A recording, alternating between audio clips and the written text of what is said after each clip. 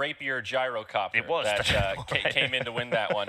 Pretty insane. There's a point where rapiers actually have diminishing returns because your bottleneck becomes attack speed. You know, you can make a case that 2 rapiers and then eating a moon shard and picking up a Daedalus actually gives you more damage output than just buying additional rapiers. But it worked in that game. He had so much damage that they just ran up the mid at the end. You kill a tower and 10 auto attacks. Witch Doctor's dying from just flat cannon spray going around. I mean, he died instantly when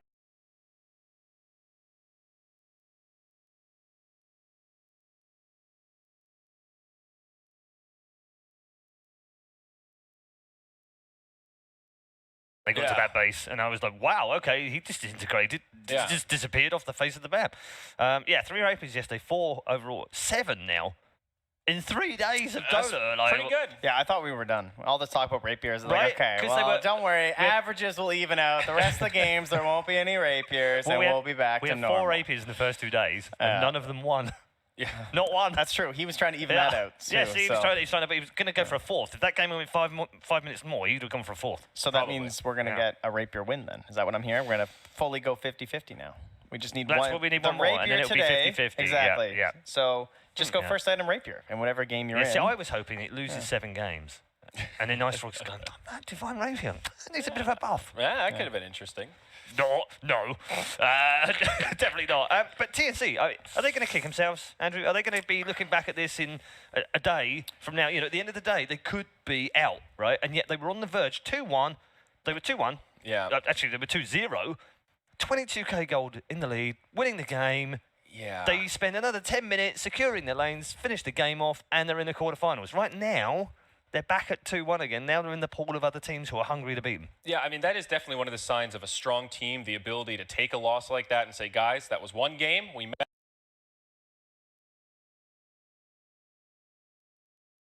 up. We need to reset, and we're going to come in fresh tomorrow. And today will be the time to see if they are able to do that or if they're still hanging on to some of that baggage yesterday. I also wonder how pro teams feel about like losing to a triple rapier gyro. I wonder if that's one of those feelings of, you know, guys, we just let that get a little out of control, and next time we're going to have a plan to prevent that from happening. Yeah, you know, you're right. It's a very extreme way to lose a game, which sometimes I think makes it easier to push it aside. Okay, let's check in with the schedule for today's matches, because we haven't completed the schedule today. We have 6 matches to kick things off.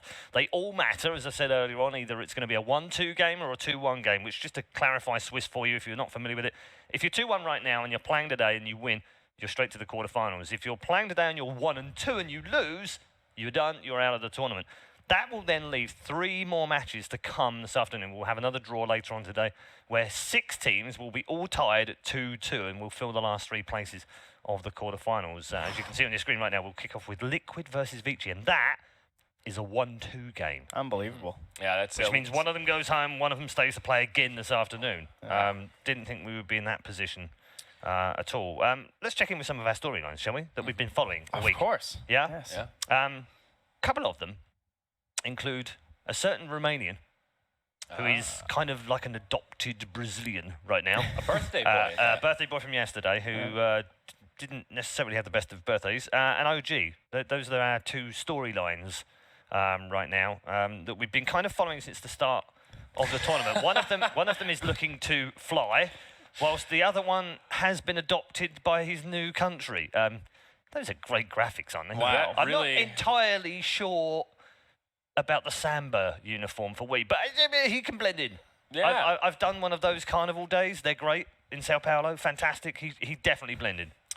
Well, I've not had the experience myself, but Wii definitely makes it look like something worth trying. I feel like he's actually gelled with this Pain squad very well. It's been quite good, isn't it? Very concerned about language barrier potentially. Obviously, he doesn't speak Portuguese as a Romanian. Yeah. But I think they've been communicating pretty well. He's had some pretty good individual performances. And, of course, that big win over Vici was quite the upset. Yeah, and and in that game, Trent, they looked like they were playing around him a little bit. And then he did the things he needed to do in that game. It wasn't like there was a big communication problem anyway, but it looked quite cohesive. You expect him to be the standout, I think, for a lot of people, right? They're like, oh, it's Weehaw, man. Like, you know, this guy's been at that kind of like top echelon. He's done these things before. And so have some of these other players, but they're just not quite as memorable, of course, to much of the global audience. Like, a lot of them don't even recognize that, like, Tavo, King RD have been to these places. You know, they've defeated Secret in these big games before, stuff like that. You know, these guys have kind of been there. But they stood out yesterday because Weehaw, honestly, he was kind of invisible that game in a good way. He did what he had to do, but it was just King RD and Tavo, right? I mean, they were making those huge plays and made it easy for Weehaw to just be like, silence. Yeah, a little bit of damage here, silence. Yeah, the game yesterday when they played against Secret was kind of interesting. We saw Fada on the bristleback again, but this time it actually worked. It went right. Fada didn't die a single time that game. The Wisp-Bristle duo is kind of an old school combo, and it worked really, really well that game. It did. The other man in our graphic there with the wings, I don't know. How are OG right now? They're 1 and 2, Trent. Just had to get those wings again. Just to remind everyone, it is a very nice. I almost believe that those wings were actually under his shirt. Explains It's just the perfect expression. It is. It goes with the wings pretty well. I mean, they had to play Optic, the OG matchup. Yep. They aren't the OG. They're just known as O now. No, the Dream Green was the only thing that stayed true. They're blue now. They're not cool anymore. I think that's what they get. Like you could summarize that game with one hero, Dark Willow. Yep. Zai had a pretty standout performance. I think he had the most damage, if I'm not mistaken. And he's was he like he was a 4 yesterday, right? Yeah, he was. He had 18k damage. Next highest was Pycat on the gyrocopter with 17k damage. So very impressive for a support What a Willow. hero. Yeah. I mean, his early rotations. One thing about the Willow, though, is like you look at that Bramble, and it is a really long cooldown early. It's like almost 40 seconds or something like that. So you have to be on point when you make those rotations, and that can be maybe a little bit difficult in terms of players just picking up the hero now. But Zai looked good, and I think there was a clip also where it just showed Zai like sitting there in the draft, and he's just like, Yep, let's do it. And then instantly the Dark Willow, and they're like, all right, let's go. And Fly's face after is, well, not like that graphic. They looked concerned, didn't they? They actually had concern on their face. They were a bit like, whoa, worrying times as far as OG are concerned. But they can get themselves out of trouble. They've got a couple of games to do that. Do you think they might just squeak into the quarterfinals? I think it's certainly possible. I think we've learned that OG is not a team that you can sleep on. They have the individual skill in every single role. It just seems like some of these games, the strategy doesn't always come together. It's felt like No-Tail has had a little bit of a tough tournament, and I don't know that it's really been him playing poorly as much as other teams focusing on him. You know, I remember, was it 2 days ago, he had the OD where he was just picked on the entire game. And yesterday he had a Visage, and it seemed like he really struggled to come online and be that No-Tail that we've come to love and respect. Yeah, that's a good point. They take on Mineski later today in a 1-2. Let's check in with our three-headed dog right now, our Cerberus that we picked up on day 1. It is, of course, the triple lineup of the top 3 teams so far in the DPC. Liquid, Virtus Pro, and Secret. They've been absolutely dominant throughout the season. They are head and shoulders the top 3 teams right now on the league standards. But this event, Trent, the three-headed dog has been tamed, it seems. They are or not at least qualified. Temporarily. Yeah. None of them are in right now. None of them are in right now, and we're on day number 4. All 3 still have a shot, of course, but Liquid play Vici today, which is a 1-2 game, and the winner stays in, the loser goes home. Virtus Pro take on TNC, which that's not an easy game by any stretch of the imagination. And Secret, I think Secret have the toughest of the draw for the three-headed dog. They have Optic today, which PBD tweeted out yesterday. More chance to beat European teams. Of course.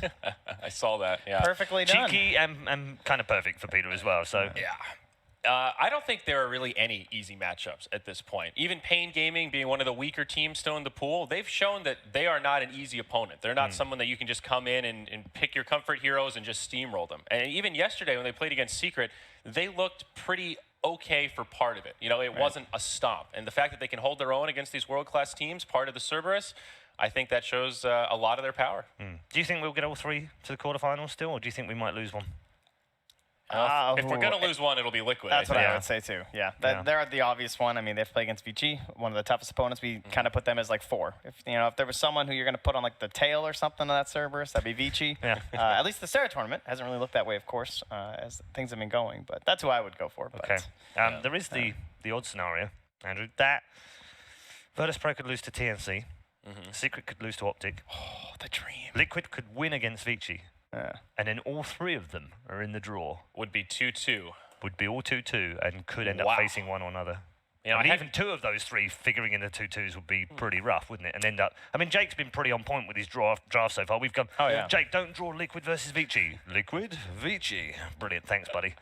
You know, I hadn't thought about that scenario, but that is pretty ridiculous to think about all 3 of those teams being on the cusp in the final draw, make it or break it. You're either moving on to the main event or you are out in the bottom 8. Yeah. That's a crazy disparity. Yeah, gotta love being a viewer. That's for sure. No, Not it's so been much a great for the player. I was going to say, we had a few conversations with sorry. players yesterday, and they were like, "I hate this format. It's horrible. It's so nerve-wracking." But I was like, "What are you talking about? It's been brilliant. Like I've loved it. All these guys." But yeah, serious talk now. It is.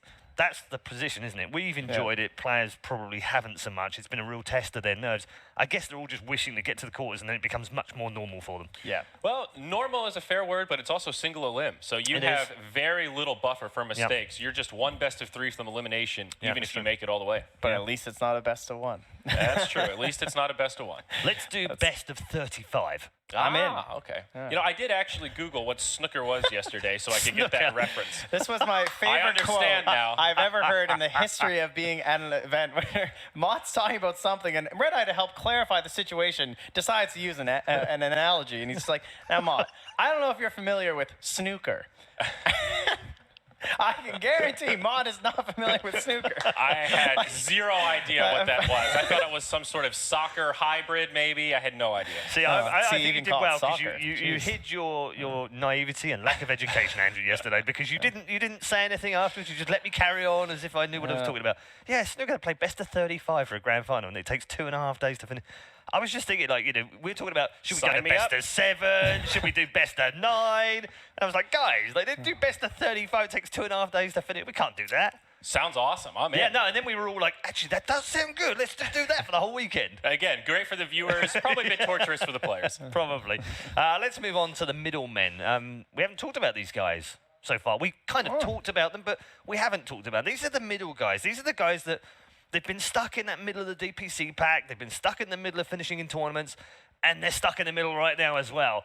Are they going to end up in the 2-2s, which is the epitome of middle right now of the group stages? It's Na'Vi, it's OG, and it's EG. Well, one of them isn't, because they're already through. EG they've moved up beyond the middlemen. They are no longer part of the middlemen, but the other 2 still struggling right now, Na'Vi and OG. We've spoken about OG, so let's focus on Na'Vi. Can they get past Pain? That's the first question. Yeah. Well, I mean, they need to, that's for sure. I mean, obviously, it's a 1-2 matchup, so one of them is going home. Na'Vi heavy favorites here. They have struggled a lot over the last, 2 years? It's been a pretty long period since Na'Vi has felt really stable and consistent, and I think a loss to Pain Gaming for elimination in this scenario would be a huge blow to morale. I really feel like Na'Vi needs this one just to prove to themselves that they're a tier 1 team right At least you can say Na'Vi have been on the upswing, though, I would say, over that time. You know, there has been some growth. Things are feeling better, whereas OG, it's kind of the other way. They're on the downswing. They didn't come from the bottom to the middlemen. They went from the top to the middlemen. They did, like, what happened? What's going on? They changed from green to blue. Yeah, and now look at the other green OG. Right? Successful. So something in that. We're expecting OG to make it through. I mean, I would be pretty surprised if they didn't. But, yeah, it's best of ones. Anything can happen. It is best of ones. OG take on Maneski, as we said earlier on. Na'Vi playing Pain. The game that we haven't talked about so far in any great depth is Complexity Newbie, which I think Complexity have a really good shot of getting through. Yeah. This is kind of Newbie kind of going, oh, it's like the EG kind of team. They're similar. They've got a couple of guys from America and some guys from Sweden. We hate these guys. Why do we have to keep playing these North American Euro Scandi hybrid teams? Yeah, the players were all standing there during the draw, and Kyle quite audibly went with a yes when the Newbie was pulled out. Because he was very I excited. swear to God, they've been playing them backstage, and they've been sweeping Newbie in practice. And that doesn't always transfer. We know that. But it makes you feel better. And if they've been doing it multiple times, then you would suggest that the confidence would be good. Now, that's not always a good for this Complexity team. Like, confidence is not always a good thing for them. I heard Kyle say that yesterday. Someone complimented. He said, whoa, don't let my ego get out of control. I know myself, and I know I need to stay humble if we're going to win this tournament. I'm expecting the Complexity Newbie game to be one of the most even. In my mind, it's close to a 50-50, maybe a 45-55. I think both teams are really hungry, and Newbie has looked pretty good overall. The only team they lost to was EG. They beat Vega and OG, so they didn't have the most difficult start in this Swiss matchup. They've had a pretty nice draw, that's for sure. I thought Newbie looked fairly solid in the games that I saw. Yeah, Okay. I mean, they could arguably also be up there in terms of like that Cerberus discussion, right? They've sure. done extremely well. They're near the top for the DPC right now. They've kind of topped out at quite a few of the different tournaments. So just try and get back on that little bit of even keel. Yeah. And, Yeah, it wasn't that long Newbie should ago. be all 6 right. weeks ago, we were talking about them in great glowing terms after they beat Liquid at Genting. You know, the one, a 16-team minor, admittedly, but a very big tournament, very important tournament at the start of the year where a lot of big teams turned up, and they were the best team at that tournament. Yeah. Not that long ago. Yeah. But they were asleep last week, frankly, at the major. Similar to how I feel about OG, you look at the individual skill, and it's hard to ever say this team doesn't have a shot. And I think Newbie's in that same category. Every position filled with insane mechanical skill. Faith on the 5 has been one of the standout players, I think, throughout this event so far. Yeah. Now everyone else, I mean, they kind of set this meta, right? No one else was doing Naga Disruptor. And then they just like, yeah, we're just going to keep doing this every game. And people kept giving it to them, and they kept winning, and they won Genting. And then every single qualifier, every single tournament, we're getting these Naga games going, and to the point where we, of course, had to have that change with the Meteor Hammer, so it wasn't that instant stun anymore. Yeah. So they developed something and did If quite there's well a team with it. that can beat that, The heavy aggression. it's complexity, right? They've already shown they don't care about playing against Naga. They don't care about playing Medusa. Whatever you want to throw, we're quite happy with that kind of stuff thrown as. I don't care if you play IO and you're called Team Liquid. We don't care if you play Terrorblade and you're called Team Liquid. They can win. Yeah. So I would imagine that there is a lot of confidence. As you said, they need to be kind of careful about that later today against Newbie. But they have a great shot. They're going to be thinking in their minds, one and done, we're in the quarters. It's kind of funny, though, because, like, they kind of have that confidence now, I think, for Complexity, taking a couple of these wins, trying out some different strategies. Complexity for a long time has been the 5-man Dota. I mean, it's a running joke, but it's true. They just group up, they push, they do their thing, and they've moved away from that, and people are impressed. But honestly, against Newbie, you kind of want to go back to that. So don't lose that, you know? You got to be like, okay, remember that thing that we did forever? Just don't pick Drow, please. I don't know. I can't. Every time they do, it never works. Maybe it will this time. Hey, I don't know. support puck works now, and they've tried that a couple of times in the past. That's worked out. That worked. They showed they could do that yesterday. Yeah, and yet what was so crazy about it yesterday, Z-Freak had a pretty slow start. He got completely zoned out by that Warlock. We were so worried, how's he going to recover? Is he even going to be able to find the experience to get his ultimate? And by the end of that game, he felt like a core puck. You know, that Aghanim Scepter was such a key piece of their victory, and we can't not mention Moo's Timbersaw. It was the 5th pick. Moo was crazy. Yesterday. It was the perfect pick to finish off that draft, and then brilliant execution from Moo. There was never a moment when he was not in control of that game. Yeah. No, he was all over the map as well. He was destroying them. And he hit level 25 at some absurd timing, that massive timber chain. XP. They had no way to control him. It was very impressive. Yeah. Fantastic move from him. Let's check in with our favourites. We've got 5 teams that we originally picked out as the favourites. They were the obvious favourites, of course. The top 5 in the DPC right now. It is, of course, featuring our Cerberus, the 3-headed dog, plus Newbie and Vici. And they've all had very differing fortunes, Trent, so far. We've got Newbie here sitting at 2-1 with a shot at going through to the quarterfinals. We've got Team Liquid, who are currently sat on 1-2, as are Vici, and they play each other. We've got Virtus.pro sat on 2-1, Secret sat on 2-1, who've both got a shot at the quarters. But here we are on day 4, and none of those favourites have made it to the quarterfinals yet. That's a bit worrying. It's nice of them, you know, they're helping out the other teams. Making it more interesting. Yeah, letting them go through, get a good idea who they're going to be playing, want to be set up, maybe practice some strategies for those opponents against these guys here. It's all part of the game. They know what they're doing. It's fine. But no, it's best of ones. This is why this stuff happens. You know, if this was like some big old group stage and things get sorted out a little bit more evenly, well, yeah, these guys are going to be on top. That's how it works. But we're doing things a bit quicker here. We got some lightning Dota going on. Yeah, I guess it's a little bit of that Swiss format effect, right? There is a degree of variance that makes things better for some teams and maybe a little bit worse for others, and I think that's kind of where we're at. A lot of those teams are sitting 2-1 right now, 1 win away from getting to the bracket, so I guess I wouldn't be sweating too much if I were a fan of the teams up there, except for Liquid Vici fans. I think that is the big one where we know somebody's going home first match today. But outside of that, I think everyone else feels relatively safe. You know, going 3-1 in the group stage, it's not so bad. Okay. What about Virtus.pro TNC? We haven't had a proper review of that game coming up today. That will be one hell of a match, that's for sure. I think so too. I mean, I know TNC lost yesterday and probably should have won and be kicking themselves, so they've got to bounce back from that. But Virtus.pro, they're such an enigma as a team, aren't they? They just seem like that sort of team who casually wander in, and we'll just play Dota the way we want to play it. And if that means we're 20k down after 10 minutes, we don't really care because we know we can still win. It's almost nonchalant in a way, but I love it. I think that might come a lot from like stable leadership too. Like Solo has probably looked like one of the best captains over the past 2 years, if not the best captain. I mean, you can obviously make the argument for Kuro because he won TI, Sure. and we always hear about the influence he has there. But Solo as well. Like we've seen his influence on Ramses, how they're so close to each other. Yeah. A lot through like the Valve edited docs and everything. You see how much Solo brings to that team, and that is the thing that's probably most lacking on TNC. I mean, you're looking at Cuckoo recently transitioning into that support, trying to lead through. He's drafting and everything, so they're a very fresh team in that regard. And they're up against a real juggernaut in terms of like just overall strategy they understand in VP. Yeah. I'm glad you raised Solo because I wanted to congratulate on moving past 322 games with Virtus Pro yesterday. Really? That's quite the Did milestone. his 323rd game, so he's finally moved past it. Good. Well, Finally. it's Yeah. all in the past Now we can make fun of it, right? Because we haven't before. Well, what are you talking about? Is this some sort of meme I've missed? Or? The other side, Virtus Pro, and I think of those three cores play together so well. Ramses, no one, and Pasha. Nonchalant is the right word. Ramses is so consistently good at farming and taking fights at the right time. It's like they just make that call, hey guys, we need to take a fight. Yeah. Okay, let's go. Hey, that was easy. Let's go right back to farming. They jump from farming to fighting fighting. Better than any other team right and now. like that idea of dodging the fight too. Like in that whole game versus LFY, we're just like, what? Like what is going on?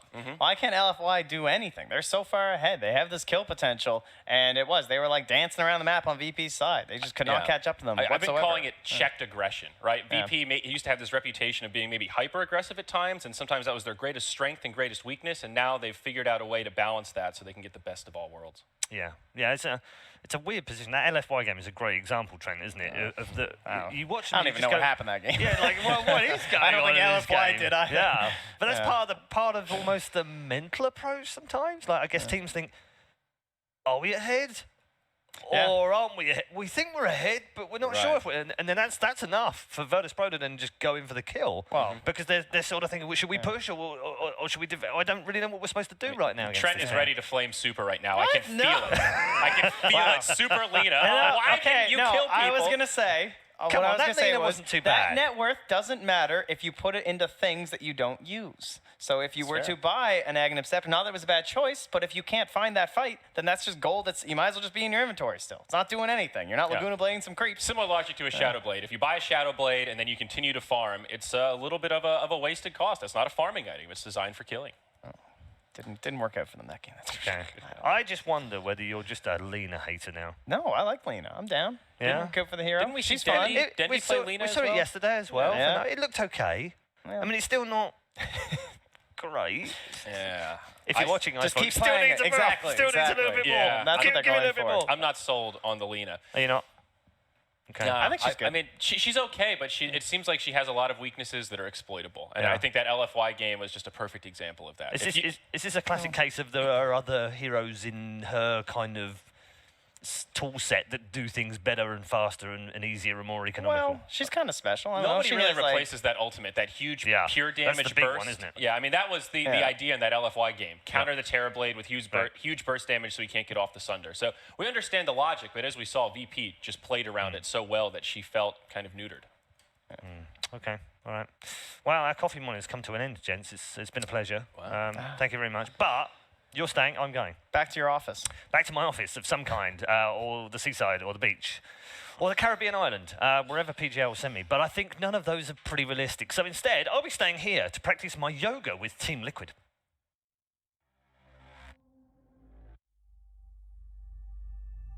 Motivation. How do you find it in a game like Dota that can break you down?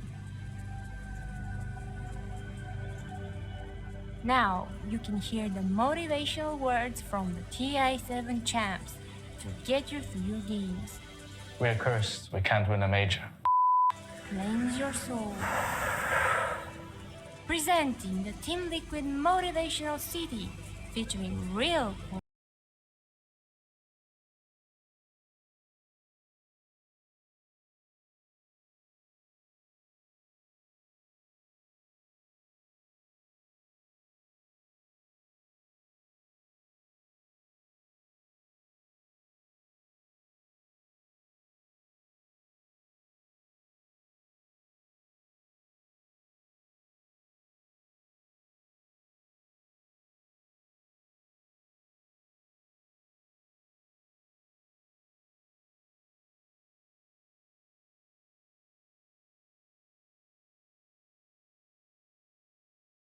There's no justice in this world.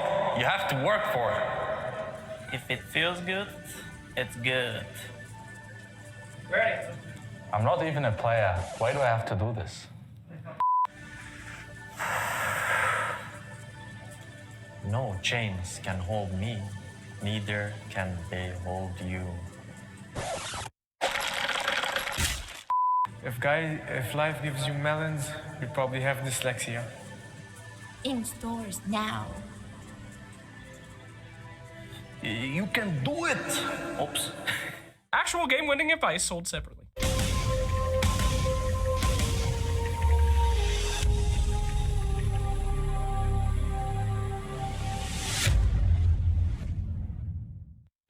Coming up next, Team Liquid versus Vici Gaming.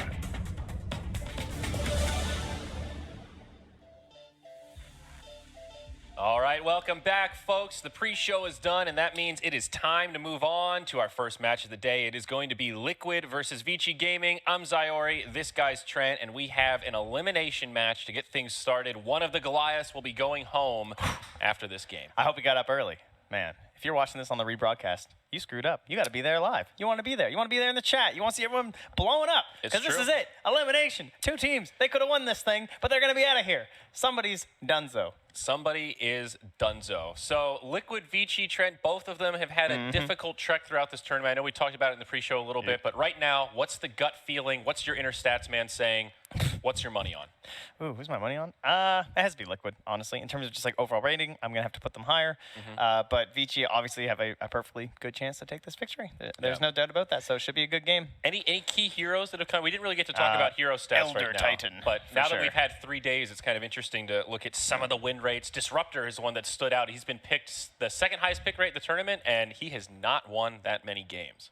Yeah, people becoming more familiar with them. Maybe some of the counter heroes being picked more, like you think about like Juggernaut or like Lifestealer or something like that. Heroes that aren't going to be punished by that glimpse, or people being more prepared for counter initiations in terms of big team fights. Much of Disruptor's success, we all know, kind of came from the old Naga Siren. So if you're not getting that perfect combo, it might be a little harder to make perfect use of that hero. So, but I think in terms of heroes for this matchup, definitely Elder Titan should be the biggest one. Whoever has first pick, I'm guessing will try and let it slip through, and they'll just take it first overall. Yeah, Death Prophet is the other one that comes to mind. I know she's been picked in a lot of these matches, and she also has a pretty darn good win rate. We've seen so many games. I mean, that was the Pain Gaming, the Weehaw Death Prophet. He looked unstoppable. We've seen DP almost transition into this more aggro hero. You know, instead of being that lane force that just knocks down towers, she's getting involved early. As soon as that Yule Scepter comes out, she's looking for blood. Even before the Yule Scepter, we're getting like double nulls, and they're just running at people and trying to enable maybe like a position 4 or something, and then therefore transitioning some greedier heroes onto those side lanes. Maybe someone who doesn't want to join those earlier fights. Yeah, I mean, we talked about DP being like a staple for the Chinese scene, DP and Bane being big over there, and it seems like it's shifted and everyone's playing Death Prophet now, not really locked to one region. Yeah, she's definitely the hero at the current moment, it feels like. But are we going to see that Arc Warden again today, of course? That was certainly something, maybe a little bit cheesy, a little bit cheeky, bringing Definitely out that worth guy. bringing up. The Ori Arc Warden. We saw it kind of dominate, though that was also a weird match. They were playing against LGDFY. And I think you had remarked that it felt like Ori could have been on almost any hero that game. It didn't really need to be the Arc Warden. They won a lot of those kind of 4v5 fights while Arc Warden was still coming online. That wombo combo. I would actually be a little bit worried about the Vici wombo combo right now, because that can, again, kind of be much like the Arc Warden can be substituted in that game. You can mix up this like Faces Void or Warlock or something like that. It can be any 2 heroes in tandem, just doing those big wombo combos like that. Team you gotta fight be was so worried. impressive. They executed extremely well in all of those. So like 5 team fights in a row. Chrono, as soon as Chrono ends, the rock comes down, and then the team just gets obliterated. And you got to ban. I mean, you might still want to ban that Disruptor. I mean, obviously Faith, very good at it. So Faith, that's not the right team. We're talking about each game here. You're right. It's okay. Faith is a great Disruptor player. Fenrir, You were right about that. however, he's also good. But that's true. Like you got to ban Fenrir's Keeper of the Light. Got to ban. Are you going to ban this Warlock in the first phase? Let's look at our featured matchup, because we've got a couple players here. It's Miracle and Ori. This is Goliath on Goliath. There's no David and Goliath here. It's 2 Goliaths.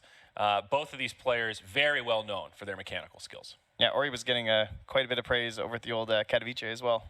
Playing exceptionally well there. Carried quite a few of those games. Wasn't enough in the grand finals, sadly, but Miracle He was definitely looking the best he is. one of the younger players in the scene, but since he found some footing, he has just kind of felt unstoppable. You know, one of those mid laners that I think everyone fears to go up against in some regard.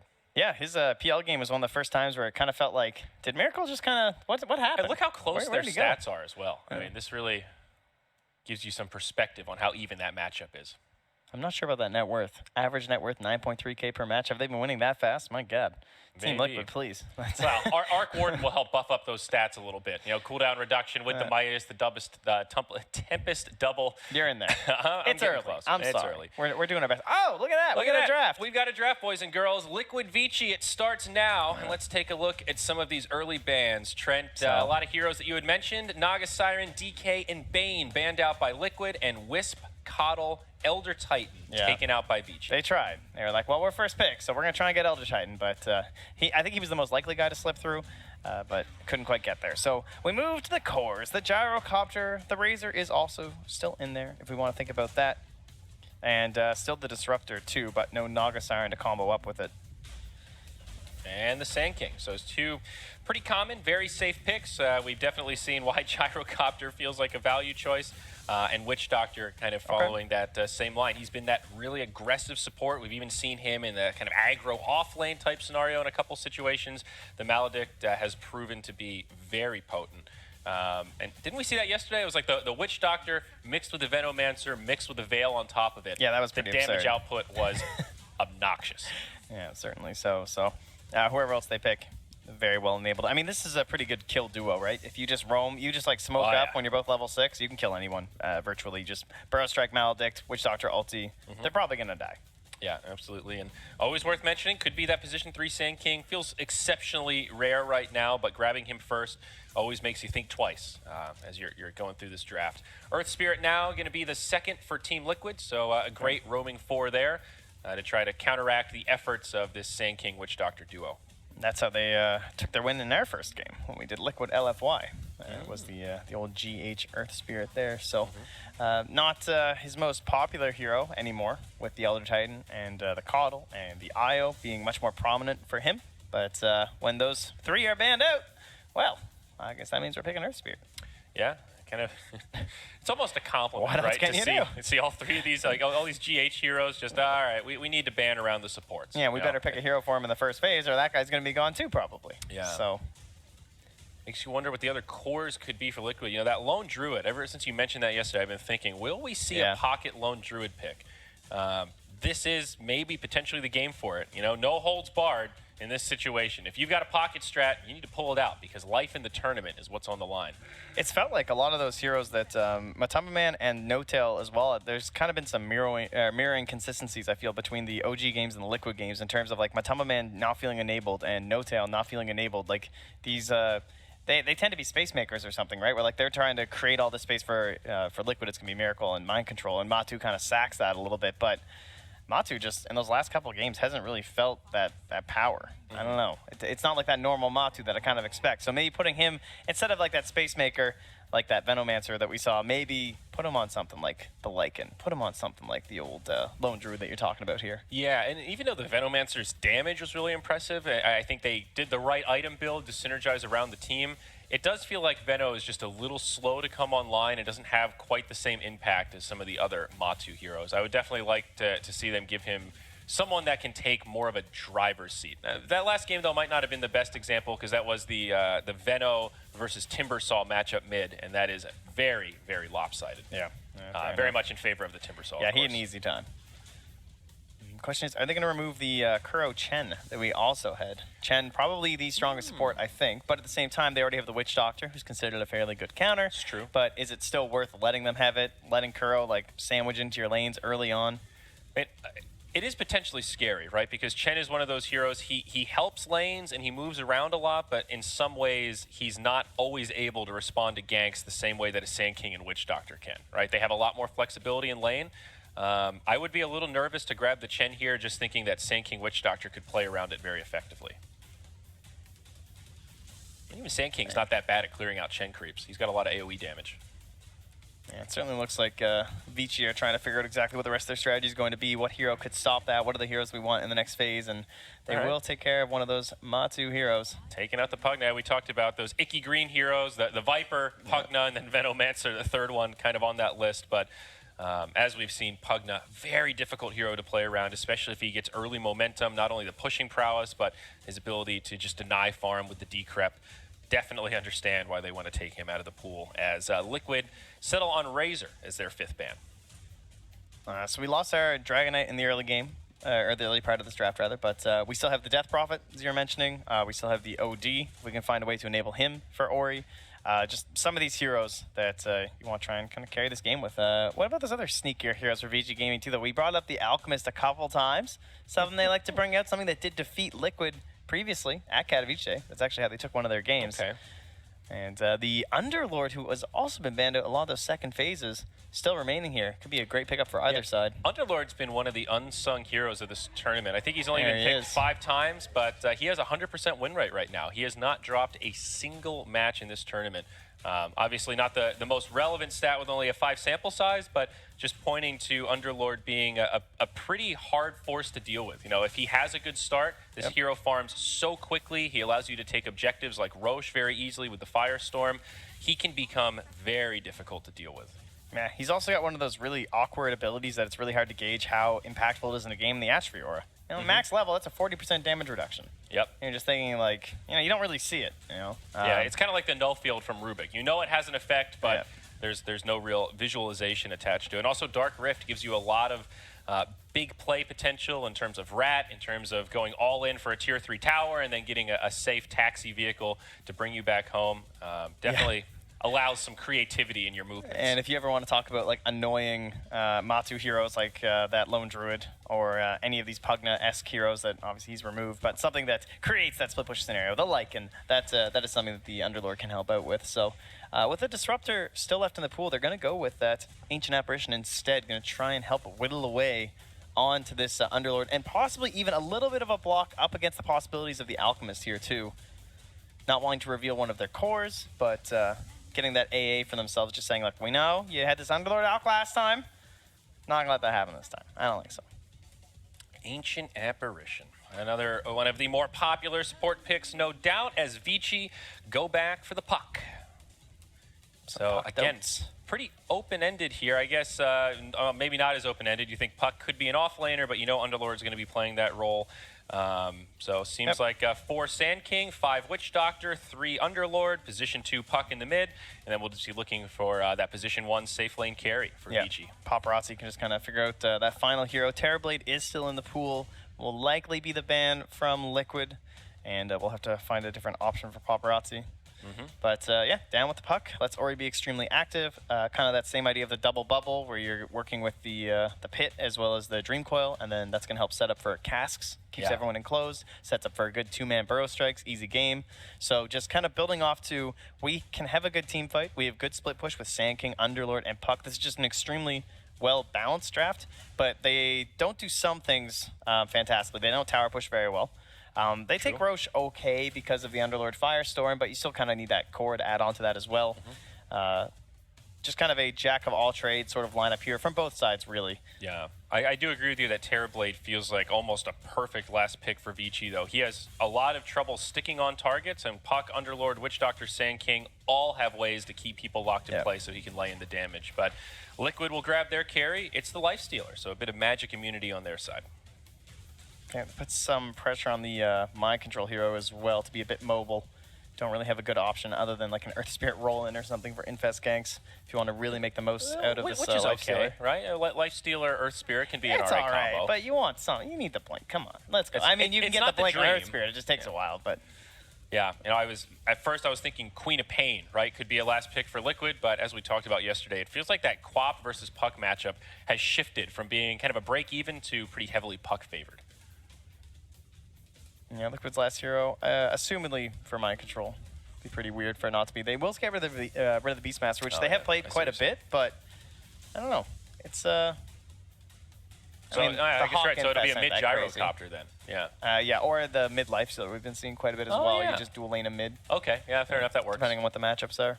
So yeah, they ban out the Beastmaster, so it looks like you're absolutely right about that. What is the ideal offlaner here for Liquid? Something like a Tide Hunter have too long of a cooldown to play around, do you think? They are a little bit light on reliable stuns, so somebody that can help break up these team fights, I think, is going to be much needed. They're still the bat, but then there's the issue of they have the core ready for Vici. They've banned out the Jug already, who's considered pretty good against Batrider in lane, I suppose. They could take care of another anti-bat hero here, perhaps, and then go for that for mind control. That could be all right. Tiny has actually made its way all the way through. Could go with a mind control Tiny. That would be relatively all right. Yeah. Nature's Prophet we've seen a lot, but I don't think he fits in with this draft the way they would like. Final ban from Liquid, though, will be on the Faceless Void, and now Liquid will have to decide. Vici will have that luxury of the final pick to react here. A lot of Brood games lately for Liquid. Don't you think Liquid need a little more control? Yeah, but if they think they could get through with it, I don't really like the Brood here. Against the Underlord, the Puck, the Sand King, there's so many ways cleared out. I would go with that. I'm in for the bat pick. And it's Enchantress. Okay. So one that we'd mentioned earlier on in the draft. We've actually seen her banned a fair bit in this tournament. Not picked so much, but all right, it'll work. Lots of damage. Control definitely still a little bit light, but if she can just get a couple lances in, that might be enough to pop someone into the area of just dying from AA.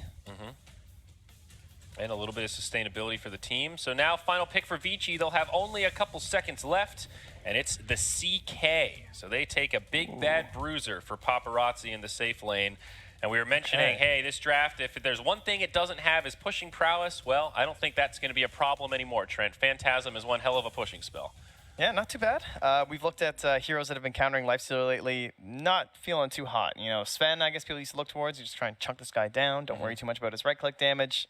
Not the best hero right now. CK, he offers a lot of burst. They don't have good AoE at all because they last picked that Enchantress. It's basically just the Gyrocopter, which is cool, but you're assuming that he's probably going to be a little bit poor this game. It is a Matu hero. You know, Miracle is probably going to be the one who's going to be accelerated the most, so the Gyro can't just like independently blow up all these illusions. You don't really want to throw an AA Ice Blast or something. So yeah, and especially if Paparazzi has a pretty good start on the CK. He tends to build very beefy, relatively tanky items, so those Phantasm illusions will be kind of hard to deal with. He can take one of them. He'll just grab that thing. Well, there you go. That's one down, guys. I got this under control. Which draft are you favoring here? Because I have to say, I'm liking this Vici draft. I think they've just got very good team fight, a lot of really spammable stuns. I think Liquid are going to struggle in some of those mid-game engagements. Yeah, I don't see that dominating Enchantress lane that I really want, right? That's when you feel very good about the hero. You're like, oh man, how are they ever going to kill her in lane? They have the Witch Doctor, they have the Sand King, and they also have a setup stun from the CK too. So Mind Control could have a rough time, and he's going to have to be enabled by like an Earth Spirit or an AA.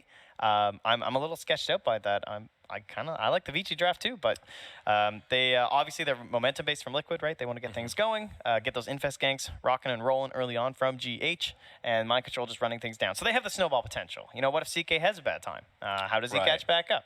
And there is a lot of late game potential on Liquid, right? Like Lifestealer, Gyrocopter, AA, 3 heroes that scale very, very well into the late game. So here we are, folks. This is the first game of the day. 9 best of ones as we've come to day 4, the final day of the Bucharest major group stage. We've had a lot of exciting Dota, and hopefully today we'll continue down that path as everyone heads to their lanes. Vici grouped up as 5 in the bottom. They are going to pop a smoke. Looks like they're going to move in, see if they can find a first blood. Oh, Liquid heroes are in the area here. Miracle going to be the one that pops the smoke. Lanham going to be the first one to lose it. He's going to hide in the tree line here. Great movements from Miracle will keep him safe, and Vici will not find that first blood that they are looking for. Meanwhile, on the other side, Liquid looking to invade some runes. GH, alongside Mind Control, will probably be a 2-2 bounty split. All right. And, lane setups then. It looks like it is going to be Mind Control up top. Are they going to try and match up against him? Or are they going to go up to the Lifestealer? That'll be the question. It looks like they're going to send Paparazzi down bot. Fight on into Miracle. They did spot him. I don't know if they're assuming there's going to be a rotation. No, they have vision. They still see Miracle. So they are aware that they're going to be fighting into him. So slow down Miracle. And that kind of takes away a lot of their game plan. Oh, gets a bounce onto Kuro. Paparazzi with the Reality Rift, but follow up just a couple of love taps to make sure they grab that bounty rune, and will indeed be a 1-1 split. Mind Control grabbing both on the north side of the map, and down here, Lanham able to pick up 2. So off to an even start as the creeps spawn. It will be that aggro tri-lane out of Vici, as you were just mentioning. CK with his supporting cast will be going up against a safe lane try from Liquid. Kuro and GH here supporting Miracle. So that means mid lane, we're going to have Ori versus Matumba Man, the gyro on AA. And up top, it'll be Mind Control versus 11, at least for now. So Enchantress should have a pretty okay time against this Underlord.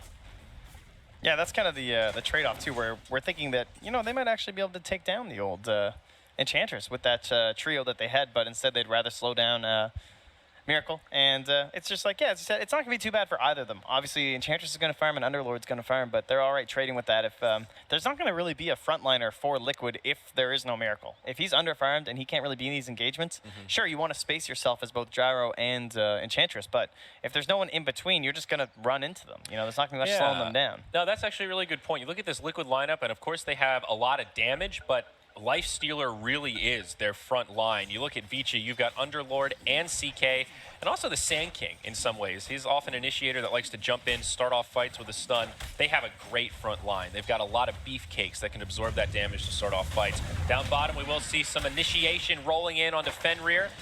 Now Lanham, the one taking some auto attacks, will be able to burrow strike back. Now open wounds from Miracle, Cask bouncing around. Lanham taking a lot of damage here, and the first blood will come. GH will get that bonus gold on the Earth Spirit. Oh man, Vici just, not only is this trio nice because they're trying to slow down Miracle, but you're forcing an Earth Spirit into the lane too, which also feels great, right? You know, he wants to be camping mid, trying to maybe force some plays onto the puck or something, or he could be helping the Enchantress top, but by drawing him in here, this is supposed to go well for you for Vici, and they've actually lost the kill. You don't expect Earth Spirit to do very well in those tri-lanes. Yeah, you're definitely right. That is the Earth Spirit classic, right? Pressure the mid, make sure this puck doesn't free farm, and open up a little bit of space for that gyrocopter. Down bottom again, initiation onto Fenrir. He's very low as he gets kicked back, and Miracle will be able to finish him off, but GH might have to pay with his life. Vici will not continue to pursue, and they get another one on the scoreboard. 2-0 already.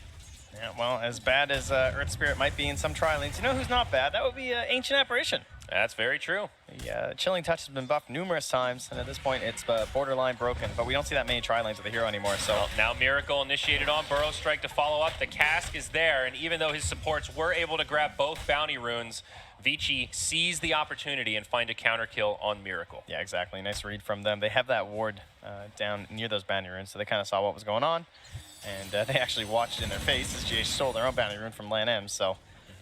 I'll be very pleased with the situation. Now, mid lane seems relatively even. Ori maintaining a small CS lead, but nothing that Matumba Man can't recover from. And with a solo mid gyrocopter, pretty okay to trade farm, I think.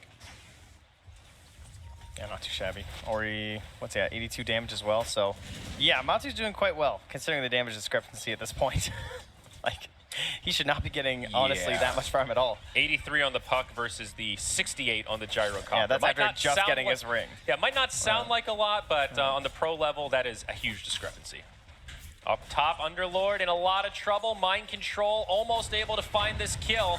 11 trying to turn and maybe get off that last auto attack, but it will be a solo up top, and the Enchantress now kind of dominating this 1v1 matchup.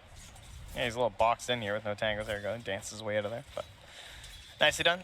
If anyone was going to win this matchup, you'd definitely expect it to be the Enchantress, just because, you know, what are you going to do? You can't really even use Atrophy Aura to your benefit because she's going to walk away from you. And she's not just going to stand in the Firestorm, so... And she's pretty fast, so she's able to move out of it very easily. Yeah. Power But he's treads tanky. on the way for her. So do you think Vici may consider a lane switch up? It looks like the CK is farming pretty evenly with the Lifestealer. So in terms of momentum, those two are about a wash. But seems like now 11 is getting bullied a little bit in this lane. Experience is still very close, but... He stole both bounty runes at the very least. Yeah, that's something. That'll help. Not in experience, but will help with the gold. But back to farming we go. GH, he's going to be able to grab a haste rune here at the bottom, so maybe a kill opportunity for the Earth Spirit. This could be one of the first rotations towards mid we see once he decides to pick this up. However, Lanham on the high ground, he will scout it out. So going to send the warning to his team, and immediately you see Paparazzi and Fenrir start to back up a little bit and maintain a more defensive posture. Ever since those early kills, everything slowed down a little bit. We just kind of wait for, well, honestly, Ori, I guess. He's kind of our playmaker, you know? He's about to be level 6, so if they want to play any more aggressive dives onto, like, the Switch Doctor or onto Lane M, you're going to be expecting a rotation from Ori. But Mind Control and 11, neither of them really looking to move, right? They just want to chill. Yeah. I suppose you're right. Honestly, this is one of the quietest early games in terms of rotations I think you and I have cast yet this tournament. We've been having some wild ones. Certainly been a number of kills, but this has been pretty locked 1-1-3 lane setup for both sides. We haven't seen a single support rotate mid yet, which seems so rare in the first 5 minutes of this meta. Yeah, and the more levels get stacked up on these tri-lane versus tri-lane bottom, the more, to me, it favors Vici. AA is really sick in those first couple levels, like the chilling touch and everything, but it kind of starts to wear off in comparison to someone like, you know, the Cask gets leveled up, the Maledict gets leveled up, more points into Burrow Strike. These things are quite a bit more terrifying to me than extra levels in Earth Spirit and AA. Yeah, that's very true. I guess Cold Feet does scale relatively well. That stun goes from 2 seconds to 3.5, certainly does a bit more damage. But yeah, you're absolutely right. And a try-on-try, getting those extra bounces on Cask feels very scary. Still pretty even farm down here. Reality Rift onto Miracle, but I don't know if Vici actually want to engage into this. Looks like it was a good bait as Lanham just gets dropped. They've got the Sentry Ward. Cask is starting to bounce. They get the 1 second stun onto Miracle after the Maledict. Now the puck is rotated down. Dream Coil. They want this Lifestealer, and they will find him. A 1-for-1 trade. What started off pretty good for Liquid ends up going the other way as Ori makes a rotation, and immediately Lanham heads mid to try to absorb some of that experience. Yeah, that's all they were waiting on. And Maledict again, you know, this spell, pretty good. Cannot be dispelled. Oh no, Lanham, he gets stunned up by Matumba Man. Now the call down, he does not have a Burrow Strike, and it's going to end up being a feed to this Gyrocopter. Yeah, that's huge. I mean, Ori had to TP down, make the kill happen, bunch of other heroes there, and so in response, Sinking went mid after his death, trying to help, you know, save that tower a little bit, and he just feeds the kill to Matu. So that whole rotation from Ori just gets negated essentially. Yeah. Again, initiation onto Miracle. He'll have the Rage this time, so he'll be able to survive the initial onslaught. GH TPing back down. This Paparazzi puts a little damage on the tower. Maledict did connect, so this Lifestealer is pretty low on HP. However, Ancient Apparitions on the other side. Rolling Boulder will not connect, but Fenrir trapped in the trees. Cold Feet comes, and there is no way for that Witch Doctor to make it out. Another kill going the way of Team Liquid. Yeah, and Miracle at the south. He's got 4 more tangos, 2 plus his 1, so not too worried about all that harassment they took. Up top, 11 hasn't died again, which is good. Yeah, nice for them. Mind Control is really out-leveling him, though. He's about to be level 8 and 11, only partway through 6. I mean, the level 6 changes everything. When the Enchantress has that, I mean, that's just a stupid amount of damage that 11 just can't tank enough, even as such a beefy hero. Yeah. And we talk about, like, Atrophy Aura, not going to help against Impetus. It does mean, though, Enchantress is farming very nicely. She's actually the leading farmer on the side of Liquid right now, and as we've seen, she can scale fairly potently. Yeah, and it kind of shows why Liquid didn't dodge, I guess, at the same time. They felt confident enough in this whole tri-lane that they have had. It has worked out. Miracle is ahead of Paparazzi right now, and they're getting the better trade and offlaners. They have definitely done a good job keeping Miracle from just balling out of control. You know, they've put some pressure on, and I think for Vici, this bottom lane is at least a break even, and they can be happy with that. Armlet going to be on the way for Lifestealer, and it looks like CK has the same thing queued up, so it will be a battle of those timings. Now back in the top lane, pressure onto Mind Control. Another rotation from Ori. They drop the Dream Coil. They've got the magic damage, and this time the Enchantress will fall. When she's locked in place like that, that Firestorm doing a hell of a lot of damage. Oh, Paparazzi though. Yep, Cold Feet will connect, but Fenrir with the rotation as well as Lanham. They'll connect with the stun onto Miracle. Now the Reality Rift back. And the 2-second Chaos Bolt. Maledict, the Cask, they should have enough damage to finish off this Lifestealer. He will have a Rage in just a couple of seconds here. Sentry Ward comes down again, so Sandstorm from Lanham not going to do much. Call down from Matu, trying to find yet another kill on the Sand King, and it will be successful. Reality Rift into the tower, stun comes out, but minimal damage on the Gyro. Great rotations from both mids so far. Oh, top lane as well, roll onto 11. Time for some impetuses. Yeah, good use of the Pit of Malice, but only level 1, so it doesn't slow them down that much. GH trying to body block, but not quite there. There's the stun, and Mind Control will finish off the kill. As that was happening down bottom, Paparazzi gets killed by the Gyrocopter. So Liquid starting to pull ahead here, Trent. Domination. Looks like they must have thought he left the lane or something and came back in. Just another kill from Matu like that is brutal. Yeah. Puck is still #1 on net worth, about 500 ahead of the Gyrocopter, so Ori's rotations have definitely given him a bit more. But just as I say that, GH comes in, drops the stun, drops the silence, and the Fairy Dragon will be put to rest. A dominating streak secured for Matu's Gyrocopter. 10-3 at this point, the 2K lead. And, yeah, mind control is just going to be, well, completely out of control in a game like this. Can't get too much pressure on the tower, though, because it is an Underlord, so at the very least, 11 has that going for him. But if they rotate up this Earth Spirit once more, shouldn't be too difficult of a kill. They are quite happy to dive towers, but he has no TP either on 11, which is why mind control is just running in, too. Come along, Wave. I want to push this the best way possible. I have 4 points in Untouchable, so I'll just freely do this. No damage. Yeah, absolutely. Now for Vici, this laning phase, definitely not going that well. I still think their power really comes in those mid-game fights. Once they get all those ultimates out and they're able to really put their whole team working in tandem. However, they are losing quite a bit in this is early hilarious, stage. dude. 11's just sitting in these trees. It's just constantly in the same little box. Bottom, smoke rotation from Vici. They're going to go right in onto Miracle. The level 6 Lifestealer is silenced, not able to get an Infest Bomb, but Matu's right there, finds a double off the bat, and now they'll jump in onto Ori. I don't think he's going to be able to make it out here as the Magnetize flies. Triple kill for Matumba Man. As Vici take 1 step forward, it's 3 steps back, and that gold lead grows even further for the Radiant. Feels like they have no mid laner. There is just a Gyro down bottom all the time, right? Yeah. He's never in mid. Where's this guy going? So 11 goes there to soak it up. He's going to allow mind control to push in that tower up top, but 100% worth it for the side of Liquid. I mean, look at the net worth now. Just moments ago, the Puck was 500 up on the Gyrocopter. Now Gyrocopter is 700 ahead of the Puck. That's a huge swing in just 3 minutes. Yeah, there are still concerns for Miracle, I do feel like, in terms of this mid game, but this is going to be one of those rare games where it feels like Miracle will be the one who's sacked. Oh, 11 now initiated onto the mid as GH goes rolling in. Homing missile to follow up. Rocket barrage. The beefy Underlord just gets melted. Yeah, giving away way too many kills right now. They're just rotating so quickly from side Liquid, and I guess just the vision's not quite there from Vici. Not really aware as to where these cores are going. Puck does have the Veil of Discord now, so some extra stats up on Ori and extra armor. Not going to do so much against Mind Control as he is putting in a lot of damage. Puck uses the Dream Coil, drops the rotation, and actually has the magic damage to finish off the edge. Nicely done by Ori to know his limits there, and does find a solo kill. However, they do lose that mid-tier 1 tower to Miracle. Yeah, Mind Control was playing with that confidence there just because he had GH there, but not enough. So bottom lane, they will trade for the bot. Oh, maybe not, actually. Matu's coming through, and he just burrow strike to Lan M. Oh, Ice Blast ready to fly through as well. Call down. They are going to defend this tower. On the backside, Miracle bumps into Paparazzi, and Paparazzi will just drop the stun to secure the bounty rune for himself. A lot of enemy heroes nearby. Lanham on the high ground, but I don't think Miracle's too intimidated. He's actually going to throw in a couple of right clicks and try to bait a fight that Vici chooses not to take.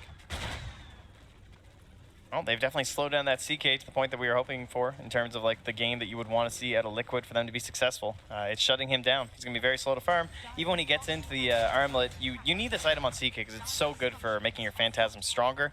But it doesn't always feel that amazing against AA, you know? You kind of lose out on a couple of the bonuses that are there. Yeah, never feels good to grab Ormlin against Ancient Apparition. That is very true, but it still feels like that core item on CK that's also hard to pass up. Yeah. Down bottom, Liquid grouped up as 4. They're leaving that Ancient Apparition in the mid to soak up some experience and farm. Looks like they want to pressure this tower, but not committing too much to it. At least not yet. Just letting Matu chip away. Waiting to see how much Vici will react here. Here's the surprise inside. GH jumps forward onto the Witch Doctor. Infest comes out, and he will fall during the duration of the silence. Now Lanham, he is dusted up, so no Sandstorm to reset. It's going to be a double. Miracle grabs 2. Vici still in some trouble. Call down, and they're actually going to find the Underlord on top of it all. Matumba Man is way too big.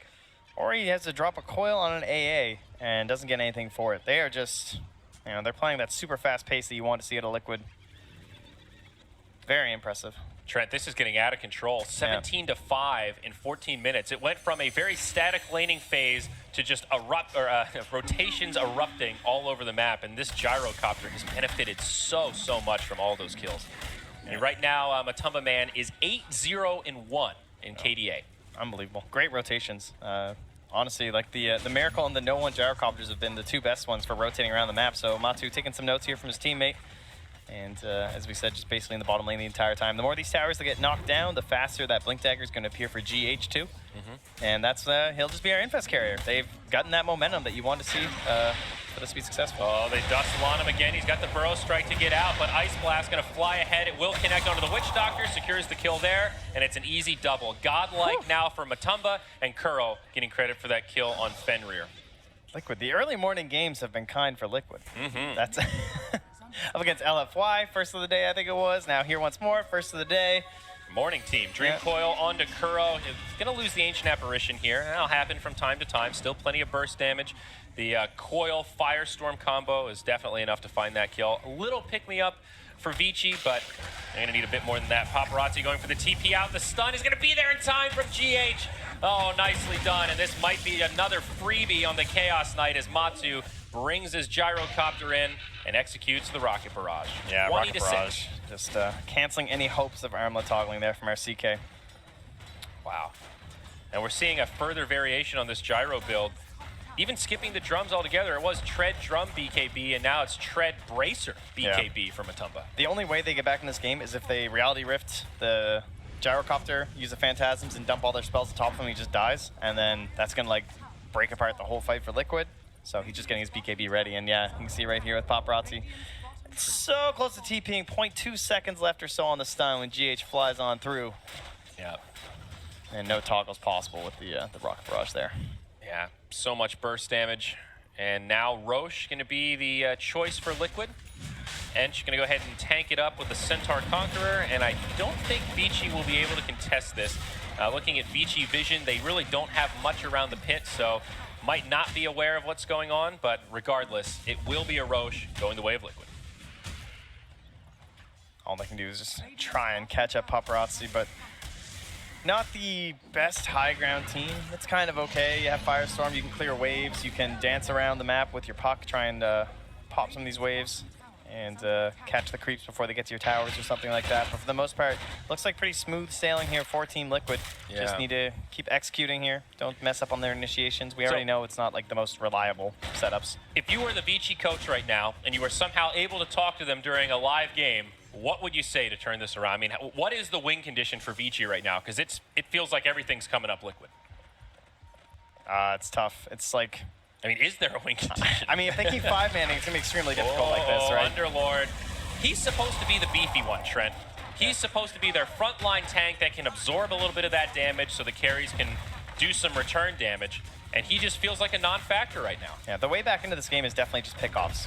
You want to use this death ward as well as the Sand King, blow people up, but they're just 5-manning around the map like this. You can't really initiate into them because they're so much stronger than you. So all you can do is split push, and Puck's doing exactly that in the mid lane. CK's doing that down bot, but this doesn't feel very good. I mean, look at this. They're high ground already with Underlord down for another 10. Vici not really in a great position to defend. CK's still in the bottom lane.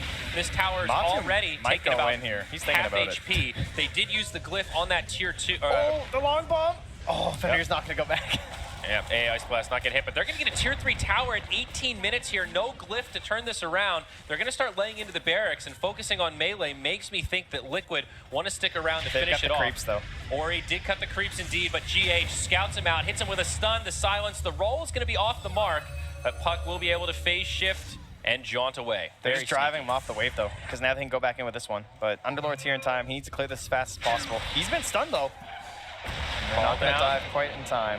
Gonna make a little bit of space. Matu going very aggressive here. He does have the BKB and the Aegis. Pops the BKB now. Wants to commit to this melee barracks and finish it off, but it might be a little bit tough. Pit of Malice from Underlord right in the middle of the lane will make this push difficult, and Liquid make the call to retreat and go back to farming. That is actually quite the hold from Vici, not losing that melee racks. They really wanted it from Liquid, but at the very least, they can get some shrines up, and they got some decent split push going the bottom lane, chipped away at that tower. So they're doing what they have to do, but 11 dying really hurt them at that tier 2. Maybe just give that up or something. And tons of pressure on Ori this game, just keep cutting every single wave that he can. Yeah, I mean, that's exactly the right play if you're the Puck right there. Almost getting picked off. I think if that rolling boulder connects, maybe Ori would have died there. And if that were the case, Liquid definitely secures that mid lane of barracks. So well done, but living life on the edge is now we'll see Paparazzi farming away some Ancients. He's got his Echo Saber queued up, but still a little ways away. As we've mentioned many a time in the past, Trent, CK, not a carry that plays well from behind. When you look at net worth, he's certainly not flourishing. His Underlord nipping at his heels in terms of net worth farm. Well, he is and he isn't. He doesn't farm well from behind in terms of neutrals, but he can hit those big comeback kills because he has so much damage even with like a lower net worth. So Very true. in that sense, he can be a comeback hero if you find the right fight. It's just Liquid are doing a very good job. I mean, look at them. They haven't left each other's sides this whole time. No one is splitting up. Well, and usually there's a drawback to this. You're moving around as 5. The opportunity cost is less experience, less gold farm. But Vici have kind of been able to have not been able to capitalize on that because Liquid have done such a good job finding kills with every rotation. They take the risk, but it pays off as they jump in again onto Underlord. Blink your eye and you would have missed it. The Beefcake falls. Witch Doctor dies to the flat cannon. We saw that yesterday. A little bit of backdoor protection will keep Vici safe, but 2 heroes down, no buybacks available, and as the creeps enter the base, mid lane of barracks will fall. Still a tier 2 tower standing in the bottom, so they won't be able to get megas or anything like that, but maybe Liquid head top and try to grab another lane of barracks, sort of assuming that these buybacks might not be possible. They've got the advantage. CK trying to split push down bottom. He's done a lot of damage to that tier 2. He will TP home now to mount this defense as the Witch Doctor comes. He'll also pick up that Blink Dagger and Glyph cooling down. They'll use it straight away to try and save this tier 3 tower. Maybe with this Blink Dagger, CK can find a surprise initiation. Drums pop to try the retreat. Cask bouncing all around from hero to hero. Not the best delta split from Liquid. It's hot potato. Oh my God, they just keep handing it back and forth. It hit all 5 heroes. It's a dank cask, but I don't know if it matters all that much. No, unfortunately, it does not. Not for Vici Gaming here. And yeah, I like stopping that push down bottom. Just everyone's back in the base, and where's your split push now? Aegis very close to expiring on Matumba Man, so needs to be aware of that timing here. what a Underlord kick, too. again initiated on. Ice Blast will finish him off. There's the Aegis utilized. In the grave for 45, no buyback as Paparazzi jumps in, tries to go in onto Kuro, gets the stun, but Force Staff keeps the AA alive, and it'll end up being a death for the Chaos Knight. Another hero down, no buyback in 30 seconds of a 5v3. Here, this could be a final hold from Vici. They need this damage as the epicenter comes in, but Liquid are just surviving through it. Batu is too big, the BKB, and the GG. 21 minutes, 28-6. Liquid stay alive as Vici get eliminated. Yeah, this was a game that, honestly, you can see the strategy from Vici. It does make sense in terms of like what the hero composition was supposed to do, but we saw the window. We discussed that if Liquid are going to win this game, they definitely have a chance to just snowball it and go like crazy. So the lane setup was perfect for Liquid, honestly. Like the Enchantress had a free early start, and if anyone was going to have a rough time, it was going to be the Lifestealer. But they played that tri-lane really well, especially in the first couple levels. And then Vici, because you have this Underlord, he's definitely a do-nothing hero. I mean, you know, Cap will be very happy to hear that term, especially about that hero. But like the whole idea behind the Underlord is that Puck was supposed to be essentially the offlaner. This is why that hero has moved into an offlane role, because it makes sense. You make a lot of rotations, you make plays happen, you're an initiator. Ori did not get enough done in this game. It's just like, no way, if you have an Underlord like this and you're this mid-puck, you have to do more than 1 kill, 4 assists. And maybe that's not his fault. It was tough rotations, but they didn't execute in those early fights. They didn't make those big plays that they needed, and the game's just out of control at that point. Yeah, I think if the laning stage is a little bit more of a break even, once you get into the mid game, Vici could have found a big advantage, but it felt like they sort of lost every lane in a way. You know, the Enchantress dominated the top lane. When you look at that safe lane or the bottom lane, the try-on-try obviously went the way of Liquid with those rotations from Matumba Man. Matumba Man didn't really win the 1v1 matchup mid, but his rotations allowed him to get so much more farm that he was leagues ahead of the puck. Yeah, Puck was ahead when it started, obviously, in terms of like last hits and everything, had that damage. But in terms of who utilized their farm in the mid lane better, there's no question it was Matumba Man. He's the one who had the bigger impact on the side lanes. So we've got some highlights to take a look at. I can't imagine there's too many, but was a quick one. I mean, we're all pretty surprised. We thought this would be a slugfest. This play These was just two ridiculous. Goliaths. And huge damage from Matumba Man. This is where he ends up getting that triple kill, I believe. You see GH use the Magnetize. It's just an overwhelming amount of damage. Yeah, Matumba Man completely out of control this game. We talked about the Infest Bomb carrier and the Earth Spirit. Traditionally, not always the best carrier, but Liquid made it work here. Yeah, it is GH, I guess. Yeah, he seems GH fairly good. I mean, look at that Ice Blast, too. Just hitting 11 out of nowhere and allows Matu to get the simple kill. Yeah. Easy chase down. It just felt like there was never a moment when this gyrocopter felt pressured. This was the great interrupt from GH. Miracle finds this kill, and as Matumba Man comes in, there is no way to armlet toggle back to safety. Tough game for Paparazzi. And CK just needs a little bit more to come online. This was that final fight. CK, he grabbed the Blink Dagger, and I think it's an interesting thought at that stage. Like, hey, maybe I can at least catch someone. I need to spend this gold. The game might end, but couldn't even get Kuro. Right, he is that squishy one in the back line, and still the Ancient Apparition was able to survive. And at 21 minutes, it's a full team wipe. Barracks fall, and that's it. Liquid take the win. And you don't have many games that stomp out like that bad, so early on in the game. But there were all these moments where things that are supposed to happen when you're down in those situations that pro teams are very good at doing just get instantly stopped. Like the top lane when Paparazzi was pushing like that, he was relatively safe. He was near the tier 2. There's supposed to be a response. He's supposed to like survive long enough that people are going to get there, create some sort of a fight that could have gone bad for Liquid. Obviously, he just got blown up because of the good rotations from GH. And in terms of that split pushing we saw from Ori, where he's cutting creeps, and you have Paparazzi down bottom, and they're trying to create some sort of net worth and like punish this 5-man. We also had mind control where he was just sending like hell bears up on side lanes, just clapping creep waves. So this whole split push idea wasn't working. Even though they're a 5-man ball, never leaving each other, somehow they're still pushing in 2 lanes. Doesn't really make a lot of sense. So scoreboard here, the final tally, 2 heroes on Liquid without a single death. GH 1-0 in 21. They had 28 kills, and he was involved in 22 of them. Kuro actually involved in 19 as well. But Matumba Man, the one with the big numbers, 14, 0, and 6 in 22 short minutes. In terms of the hero and lane given, I thought Matumba Man was just ridiculous. Excellent game from him. Good rotations, getting all across the map, but certainly a team effort coming out here from Liquid. And those goals as Vici Gaming just did not happen. You know? A heartbreaker for Vici. You look at the damage done, and Puck was really the only one that felt like he was able to do a lot. I mean, Old 11 did put some decent damage up on the board, but as we mentioned a couple times, it just felt like that Underlord fell short in so many regards. Not a great matchup against the Enchantress. And then after that, every team fight, he was the first victim, casualty. We tend to overpraise supports, I think, and for the most part, this game, let's overflame. What did they do? What did Sand King and Witch Doctor do this whole game? Did you even know they were in this game? You probably didn't. You might have forgot. I forgot. I think the most surprising part of that for me was Lanham on the Sand King. 1-8-1. He put out only 2.7k damage. This was a game, a very rare one, in fact, where Sand King just felt like a no-impact hero. And usually it's the opposite. Well, we talked about like locking Earth Spirit into a tri-lane, how that's bad for him. The same can kind of be said about Sand King, especially if you don't win the tri-lane. I would have thought they would have won it, but they did not. Just played too well. So MVP, Trent. I'm torn between Matumba Man and GH. Matu. Give it to Matu. Give it to Are you Matu? kidding me? He's a gyrocopter. He's running across the whole map. Yeah, he's only playing the most broken hero right now. Let's give him the MVP. What? And, you watch these other people play gyro, and they don't move across the map like that. That's true. Gyro has lost a lot of games in this tournament, even though he's been picked a lot. So well-deserved here. Matumba Man looking fierce with a stunning performance there.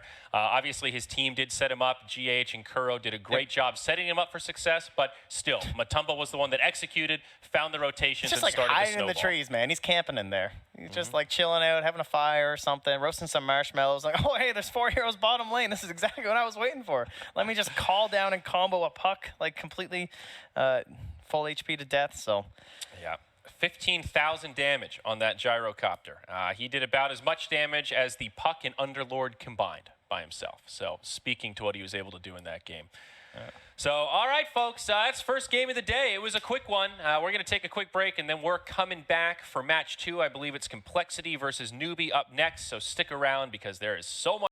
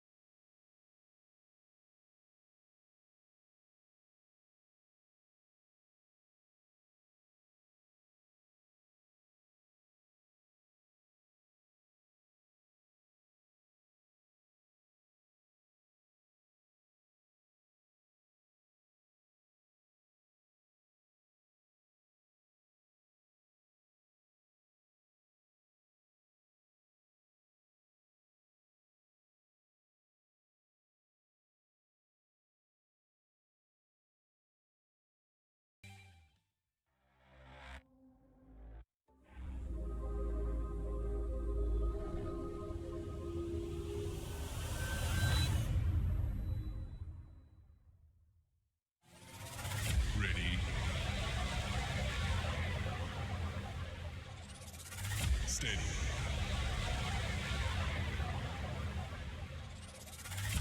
Game on.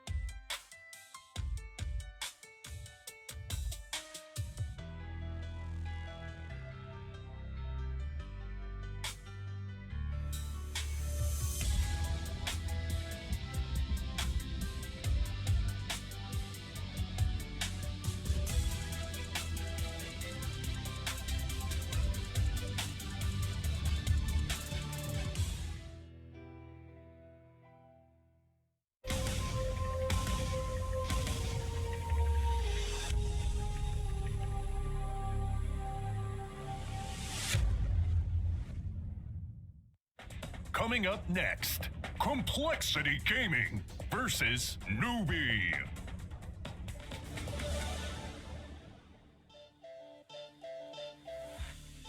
Greetings, Dota fans, and welcome back to the desk. I'm Zyori, he's Trent Pax, and we have another best of one coming your way. Yours has your dreads on. I didn't even notice. Oh, that's great. They brought us mugs. Let's see here. We got mugs. Yeah. Oh, that's good. Yeah, that's me wearing a wig. That's beautiful.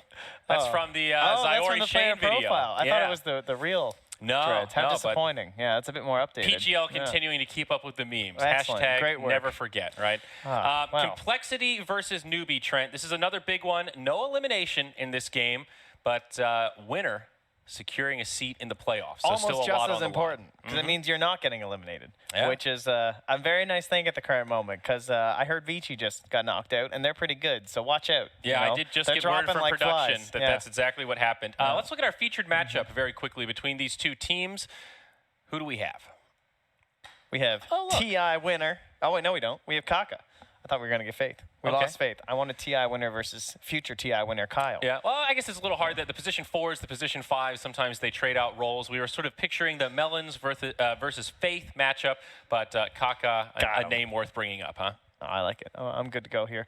Kyle Dota, man, he's I mean, what else is there to say? He says it all for you. Why talk about Kyle when he talks about himself so much? No, they're looking out for, don't want that ego to get out of check here. So they were, as we said earlier, excited about this matchup. And, oh, well, there they are.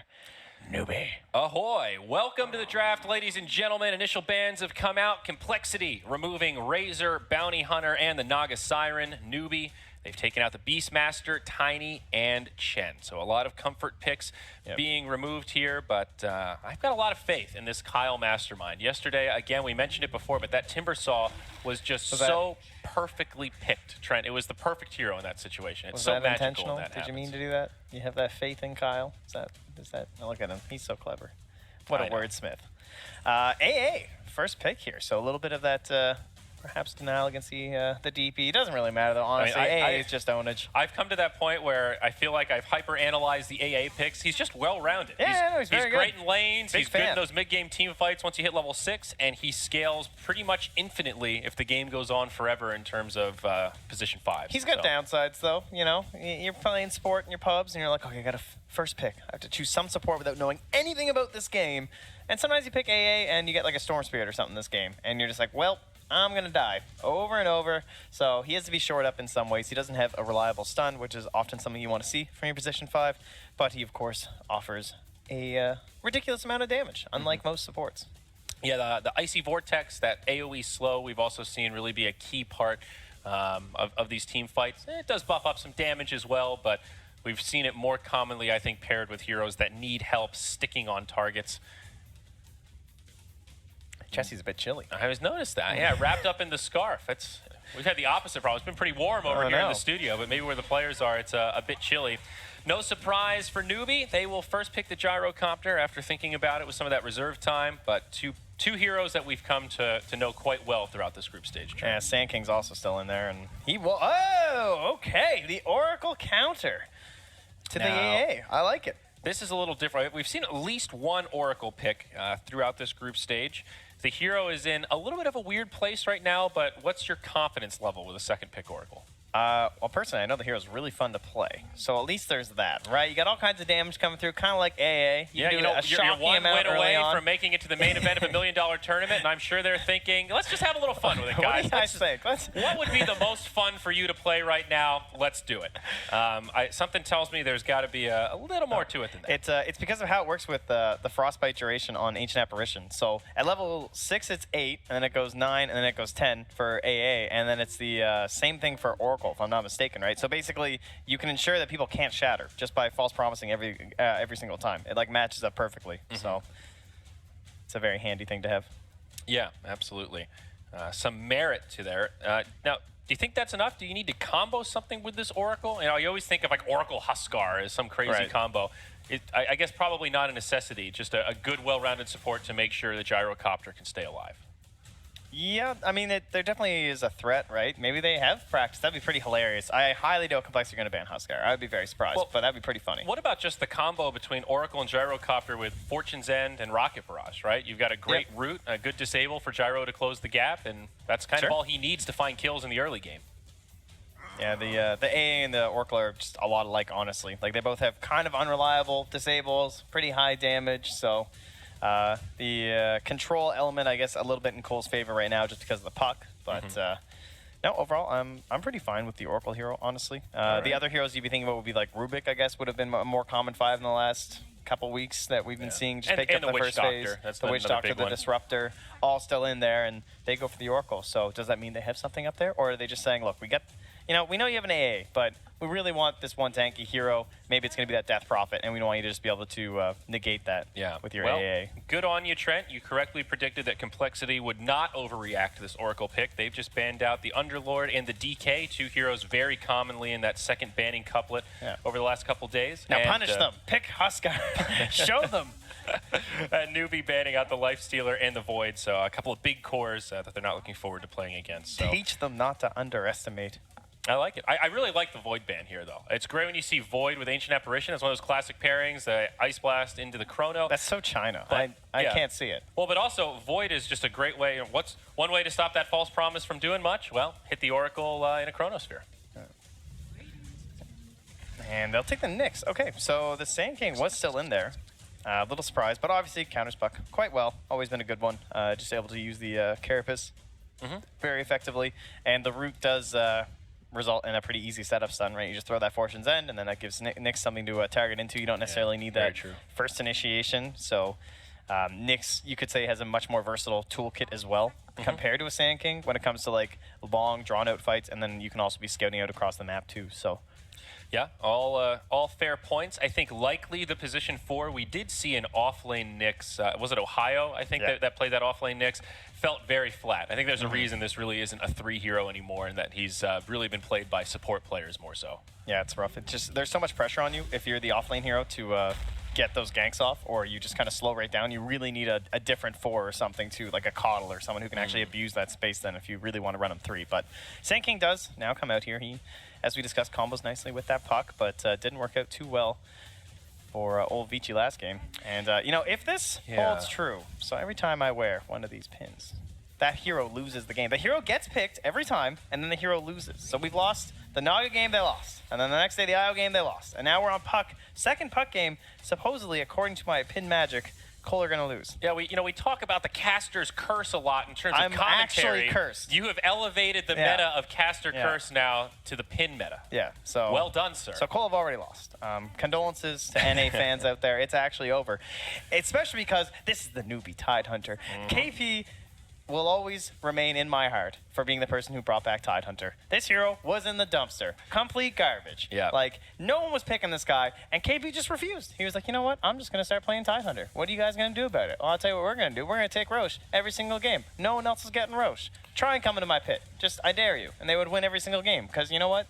People, they dared. Yeah, they lost because of it. You're definitely not wrong. I feel like Tide has been one of those heroes we've talked about a lot on this panel, but has seldom been picked up. Seems like some teams are a little hesitant to play around that really long cooldown with the Ravage in the off lane, but I think one of the other reasons is that Gyrocopter's been picked so much. He's one of few heroes that can totally zone out Tidehunter, but in this situation, I think Tide will have some okay presence in the lane as Lycan is the 4th pick from Complexity. I mean, we often see Tide picked as a counter to Lycan, so probably That's fairly sort of happy my with that. So if he gets a good Anchor Smash off, like if he gets a Ravage off into Lycan in the summons or something, then Anchor Smashes them, his damage is gone for a pretty sizable duration. You got to really watch out for that as a Lycan player, but Cole have been very successful with the Lycan over the past month or so.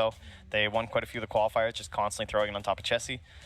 And there's also that flexibility right now for that puck, too. You don't know if it's going to be for Moo or if it's going to be for Limp. So you're just like, what do we ban? And they go with that Viper just to make sure the old Kraken shell will be sticking around. Yeah, no doubt. Lycan hasn't been getting too much love in this tournament, but still always a threat, right? One of those heroes that if you win a team fight, you can just punish a little bit, like a page out of that Death Prophet book. You win a fight and you can transition into easy objectives. I like how he's got that big like medallion. He's like the Warden of North America, you know?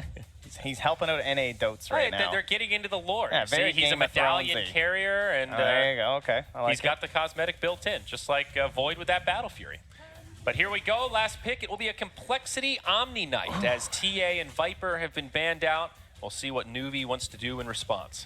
Sneaky, Omni Knight all the way at the end of the draft. This guy, he's supposed to be up there in those first couple bans. Now, mind you, he hasn't been very successful this tournament. I don't know if you guys have noticed. He's having a rough go. I watched Ohio lose 2 games in a row on Omni Knight, and it was painful both times. And where are they now? Eliminated. They're out of here. So, yeah, you're definitely right. Omni Knight with the Lycan is pretty nice. He definitely has slot issues. He's a hero that gravitates towards BKB, so Repel is definitely a big tool here. Very interesting draft. What are you thinking for Newbie? They've got about 50 seconds to decide. Of course, they will need another core. Could go mid, could go for the safe lane. They have a lot of AoE control already just from like the Tide. There's the follow from the Nyx Assassin, the damage from the Gyrocopter too, so pretty well versed themselves.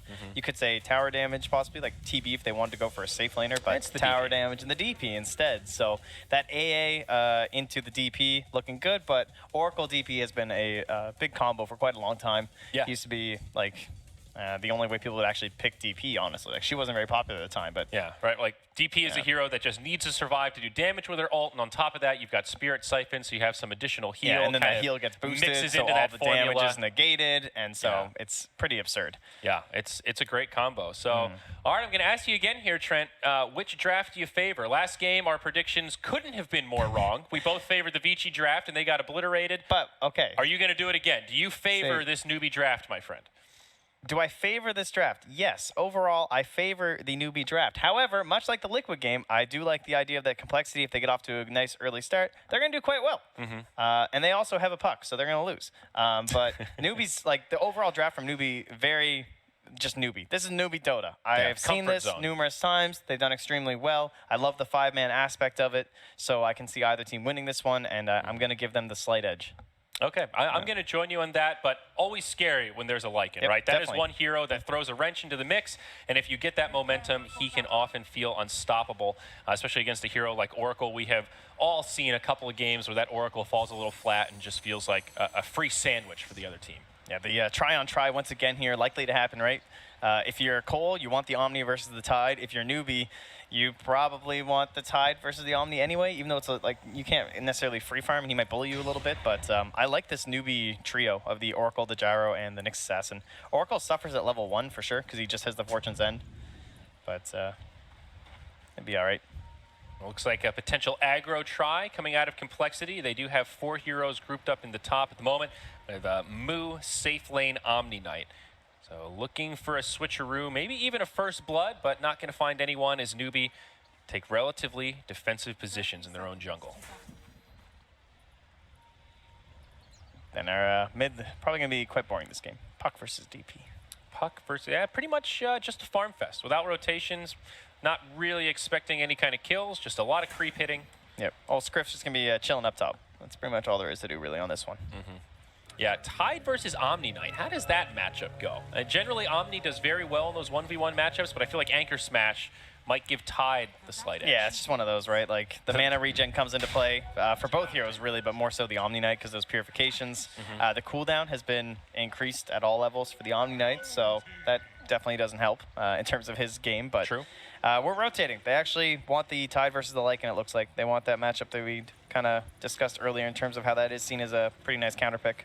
Yeah, it's a good read from Newbie. Moogie was in that perfect spot up top where he was kind of behind the trees and safe near the tower, but also got that intel to see that Complexity were invading.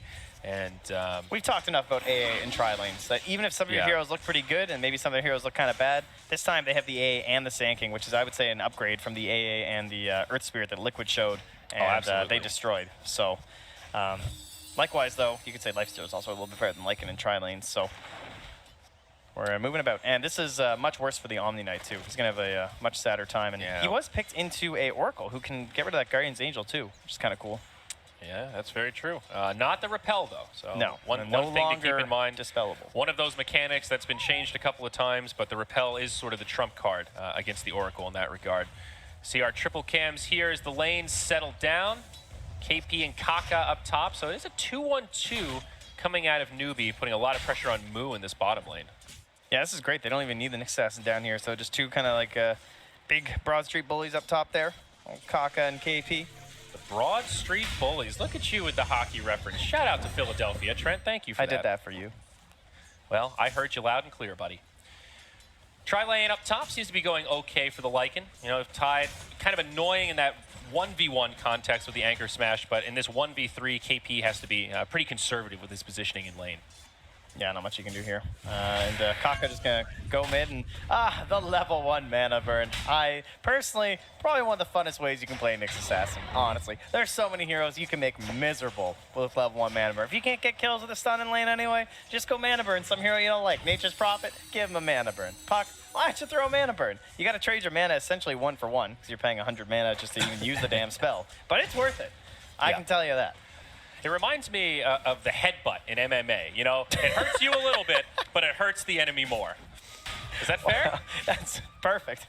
That is excellent. Well, Kaka with an Arcane Rune, a lot of headbutt. He's going to have a sore skull here. Head up against a brick wall. In some trouble, perhaps. Jaunts back to the tower, and nope, Kaka doesn't have a stun. So they'll let the puck get away. But now Limp, dry on mana, very little regen. To make that mid lane maybe a little more tough. Puck is dominating the last hits, though. 13-8 versus the 9-3 DP. So maybe dominating was a bit strong, but there is an advantage going the way of the Fairy Drake. I got too excited, all right? Had a little too much coffee now. We went the other way. Fair enough. Bottom lane, Moo has just like shoved this thing all the way up there. He's doing quite fine. Getting blocked up top. Z-Freak did connect with a stun. No cold feet coming out of Kyle. And Tide will walk away. That is his salve use, though, so slowly burning through that regen he has. That wardy is also helping out quite a bit, too. Yeah, this dire observer up here. Rotation back up from Kaka. Now level 2, so he does have a stun. Drops a sentry, and we'll be able to find the enemy sentry. Opens up that camp. But he just... Well, he blocked it himself, though. That's kind of weird. He's just making sure. He's like, I don't want to hate creeps here. don't want any shenanigans, I guess, coming out here from the side of Cole. Interesting. Down bottom, homing missile going in onto Moo. He does have a repel, but not going to use it here. A couple of stick charges. Moo now pops the stick, and he'll be okay, but Faith putting in some extra damage. Those purifying flames, very close. Yeah. He will get healed back up, but feel that pressure from the Oracle. This level 3 is really when Oracle gets scary. 180 damage on purifying flames. Yeah, exactly. This is the best point when you're playing Oracle. Feels so good. Especially if you can get off like that purifying flames while it's flying on the Fortune's end, and then it like hits and dispels, and you can just slap him again. Oh yeah. Oh yeah. Oh, relatively quiet laning stage though. A lot of farming going on. 4 minutes in, still no first blood. All the cores just pretty stationary, working on those last hits. Support's trying to move around, but neither side really giving each other the opening. There is invisibility rune on Nyx, and he'll just use it for a mana burn. They're trying to set for a kill on SCCC in the mid lane with that ward place, but it was spotted, so. Well, up top, they are going to go onto KP. The Burrow Strike into Cold Feet, and this time they will have the damage for the kill. It's Kyle that gets the bonus gold. They even pull a rotation from the Oracle, but Faith unable to make the save. I called that a mistake from KP. He saw the Sand King rotating back up top on his own ward there in the mid lane, and he just dies. I don't know, a little bit too easy. Too far forward. Yeah. It's only a level 3 tie. He just got kind of baited out by his own ward, right? He's like, I don't think they're here. Everything's fine. Yeah, he does have 2 points in that Kraken shell, but not quite enough. Down bottom, Moo with a nice repel, stops the stun from Kaka, and now Z-Freak comes the other way. Purification on top. Moogie in a lot of trouble, and Z-Freak will give him that crab claw to secure the kill. Complexity up 2-0. Great start in this lane stage for them. This is what we're looking for. This is what Complexity kind of they feel about their games. They want that early lead. This is how they envision themselves beating Newbie. And so it begins. Limp can be looking to start rotating here with that Dream Coil as he cracks into level 6. Yeah, now Z-Freak, the repel. Okay, that's a pretty good spell, I heard. He's just going to absorb the Fortune's End, absorb the homing missile, and that'll be the end of it. Repel's going to be extremely valuable this game, but remember, there's 11 seconds of downtime, so you certainly have to get those like really key moments for Moon this game. So I'd imagine it's going to be a mobility build, so he can try and keep up with the puck as well as the Lycan, more like those 4 staffs, even possibly a blink. That's kind of how I envision this game going for him. Looks like Limp will go for the Veil of Discord early on. Likely, he does have the double Null Talisman, so usually the build you see gravitated towards, and also a bottle queued up for a little more sustainability. Right now, this Lycan is the big breadwinner, though. Chessie has been getting a lot of space up top. KP just can't pressure him the way that he wants to. My God, those denies. Yeah, he's number 1 on net worth by a pretty big margin. 29 denies. Yeah, that'll add up. Yeah, he's even with like a tri-lane, the experience is I mean, look at this, dude. This is, again, this reminds me of that Underlord from last game. This is a Tide Hunter. This is their beefcake in the front line, and they're able to just easily repel him. Yeah, and what are you trading for, though? It's the farm on top of the Omni Knight, which, or sorry, on top of the Gyro up there for Moogie up against the Omni Knight.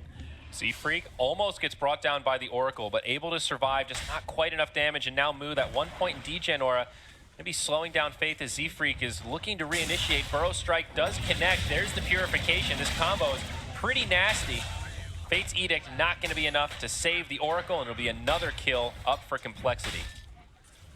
I really don't want to give this away. Just enabling Moo now into top that lane. Soul Ring and then further. Kaka in some trouble here. Kyle with some body blocks, putting down the Icy Vortexes. Nice stun onto 1, but is it going to be enough?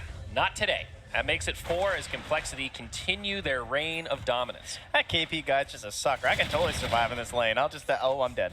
Well, it's tough. Like an AA, brutal. Running you down. They got the damage. Yeah, Kyle showing us what that early game AA is all about. I'd like to see maybe some aggressive maneuvers here from Limp soon, right? He's ready to go. Where's this Dream Coil? When's it coming out? Someone else going to come mid? We're going to kill SCCC? I mean, in some ways, yeah, a rotation mid would be nice, but I think Limp's pretty happy to just sit mid and farm. It's like, hey, my other lanes are going great. I'm just going to stay here, occupy SCCC, make sure this tower stays safe, and also work on my own farm. He is number 2 on net worth right now, maintaining that slight edge over the DP. So not surprised to see Limp hanging around in the lane to try to maintain that advantage. Down bottom, Z-Freak might find himself in a sticky situation. Nice deny on the rune from Faith. That's cheeky. There was no win there. It's like if I walk and get the rune now, it's going to get dispelled. If I wait until I get rooted, he's going to right-click it and kill it. Excellent stuff there damned from Faith. Damned if you do, damned if you don't, my friend. We might be down 4 kills, but I got that rune. Now 2,500 net worth lead for Complexity at only 8 minutes. Not too shabby. The real question is, will they be able to maintain it? As Omni Knight is doing pretty well in the bottom lane. Their safe lane off laner, as oxymoronic as that sounds. Now level 7, doesn't have that point in GA yet, but he's really off to a darn good start. Darren Tootin. And Speaking also of, the Helmet Dominator up on Chessie, first item. Yeah, in terms of using level 6s, we're kind of waiting for that for Chessie too. Just go into the wolf form, he can kill probably Kaka, honestly, if he's not too careful. Doesn't have Carapace yet.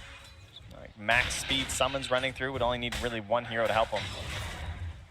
But he also does need mana, so Kaka taking care of that. Chessie, very aggressive, just trading right clicks with the Nyx Assassin. Kyle will rotate in, try to help him out, but Newbie will stay safe under that tower. I like how he's saving the ult. Like, he could have just wanted and killed Kaka, almost assuredly. But I think he's just saying that there's more valuable plays likely to be had here. And KP, he does not have the Ravage yet. That's not the best time for Mugi to rotate in. There has been a TP. The ulti gets used. Now the call down. Also, SCCC channels his TP. 4 heroes top. Complexity just want to get out. Kyle tries to TP home, and he makes it. It's a close call, but he will live. Oh, and of course, with that movement speed, Chessie will just head back to friendly territory. So that's a pretty big win for Complexity. They force a couple TP rotations and no kills come out on the side of the Dire. Yeah, all 3 cores up top. And that's all because there's no Ravage. And why doesn't he have Ravage? Well, because there's 32 denies on this Lycan. Or he'd have Ravage, probably. Faith gets caught by Z-Freak. It's a 3-on-1. Not much he can do. Great read from Complexity, knowing that those TPs just went to the top lane. Nobody can come in to save him, so they commit near the tier 2 and find their 5th kill of the game. Now up to a 3K lead. Ice Blast up top, connects onto Mugi. No follow-up, but we'll start to repel this push. Yeah, looks like they're going to try and get something out of all these rotations with the DD room, with the Exorcism, but